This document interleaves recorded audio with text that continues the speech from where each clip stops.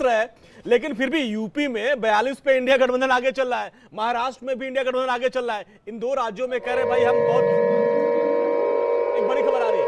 बड़ी खबर है, अपने दर्शकों को बताते चले, बिहार में आरा से आर.के. सिंह पीछे चल रहे हैं। बिहार से बेगूसराय से भी ऐसी तस्वीर है जहां पर गिरिराज सिंह के पीछे चलने की खबर है। इतना ही नहीं बल्कि नित्यानंद राय जो कि उजियारपुर से खुद इस बार प्रत्याशी हैं, वो भी इस बार पीछे चल रहे हैं। बिहार में कुल मिलाकर देखा जाए तो एक बड़ी तस्वीर यहां पर नजर आ रही है।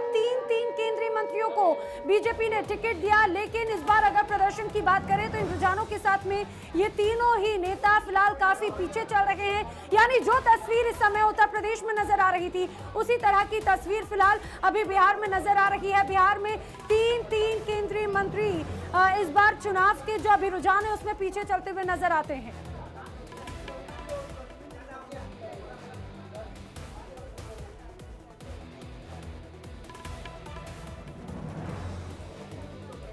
तो ये तो बिहार में किस तरह से जो तीन केंद्रीय मंत्रियों के हमने आपको बताया कि अभी रुझान में क्या अभी स्थिति है, लेकिन मैं आपको जरा प्रदेशवार स्थिति बता देती हूँ कि अभी तक अगर ये जो पूरी स्थिति है क्या कहती है रुझानों के साथ में। फिलहाल ओवरऑल एक तस्वीर देखिए, 543 सीटों में से 543 पर ही जो रुझान आए हैं उसमें फिलहाल एनडीए जो है 294 सीटों के साथ में फिलहाल बढ़त बनाए हुए है। तो इस बार इंडिया गठबंधन भी अच्छी टक्कर दे रही है। फिलहाल अभी जो आंकड़ा है 227 का इन रुझानों का नजर आता है और अन्य के खाते में फिलहाल 22 सीटें जाती हुई नजर आती हैं। अब मैं जल्दी से आपको क्षेत्रवार बताती हूँ। उत्तर प्रदेश की अगर बात करें तो उत्तर प्रदेश में यहाँ पे तस्वीर बहुत ज्यादा अलग है। आप समझिए एनडीए की जो तस्वीर है वो 38 सीटों वाली है। अगर इंडिया गठबंधन की बात करें तो इंडिया गठबंधन 41 सीटों के साथ में फिलहाल रुझानों में बढ़त बनाए हुए है और अन्य के खाते में फिलहाल एक सीट इन रुझानों के अनुसार जाती नजर आती है। अब उत्तर प्रदेश के बाद में जल्दी से दूसरे प्रदेश का रुख करते हुए असम लेकर चलते हैं। असम में क्या तस्वीर है? असम में 14 सीटें हैं कुल मिलाकर और इसमें 10 सीटें एनडीए के खाते में, इंडिया गठबंधन के खाते में 4 सीट इन रुझानों के अनुसार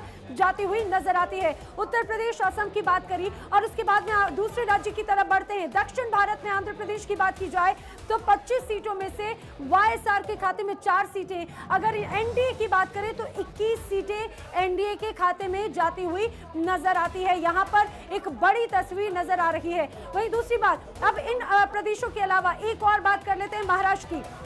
महाराष्ट्र की अगर बात की जाए 48 सीटों की कुल ये पूरा प्रदेश है, जिसमें 17 सीटों पर एनडीए नजर आ रहा है बढ़त बनाते हुए। 29 सीट्स पर इंडिया गठबंधन जो अलायंस है वो यहाँ पर मौजूदगी दर्ज करवा रहा है और अन्य के खाते में फिलहाल एक सीट इन रुझानों के साथ में नजर आ रही है। महाराष्ट्र के बाद में अब जल्दी से मैं गुजरात का रुख कर लेती हूँ, जो कि गुजरात बीजेपी का गढ़ माना जाता है। 26 सीटें यहाँ पर गुजरात की हैं, लेकिन जो रुझान है उसमें बीजेपी के 25 तो इंडिया गठबंधन की एक सीट फिलहाल इन रुझानों के साथ में नजर आ रही है।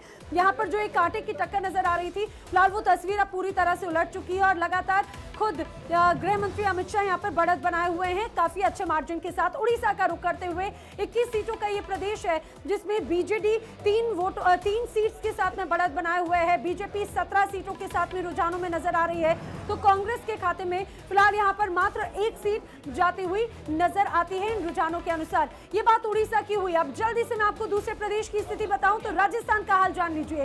राजस्थान में 25 कुल सीटें हैं बीजेपी के पास में। फिलहाल इन राजस्थान में 13 सीटें रुझानों के साथ नजर आ रही है। इंडिया गठबंधन की 11 सीटें हैं और अन्य के खाते में एक सीट जाती रुझानों में नजर आती है, जो कि अपने आप में एक बहुत अहम आंकड़ा हो जाता है।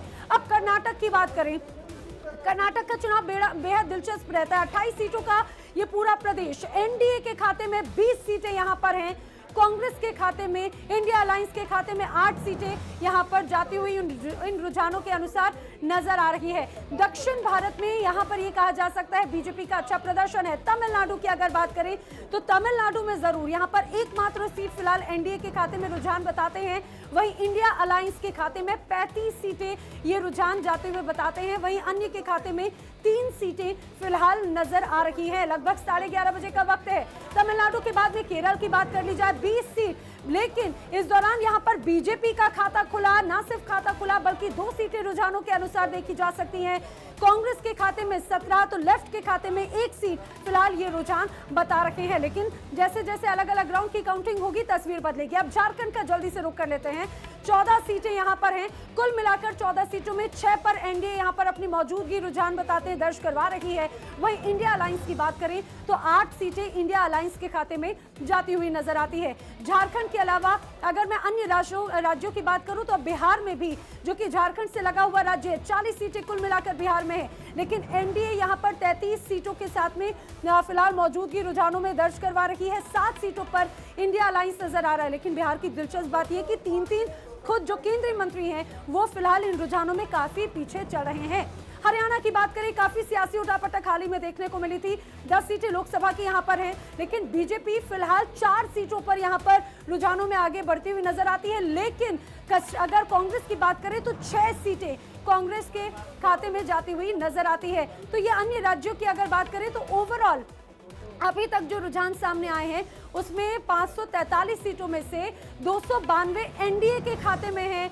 अगर इंडिया अलायंस की बात करें तो 228 सीटें इंडिया अलायंस के खाते में हैं और जो अन्य हैं वो 23 सीटों के साथ में फिलहाल इन रुझानों के साथ में बढ़त बनाते हुए नजर आ रहे हैं। लेकिन बहुत दिलचस्प ये पूरे परिणाम सामने आ रहे हैं। कुल मिलाकर ये कहा जा सकता है जैसे जैसे तस्वीर आगे बढ़ रही है और भी बहुत कुछ बदलाव नजर आ सकता है। एक बार फिर से जल्दी से स्टूडियो का रुख कर लेते हैं। विवेक, अंजलि। बिल्कुल नैना, आपने राज्यवार स्थिति बताई और मेरे साथ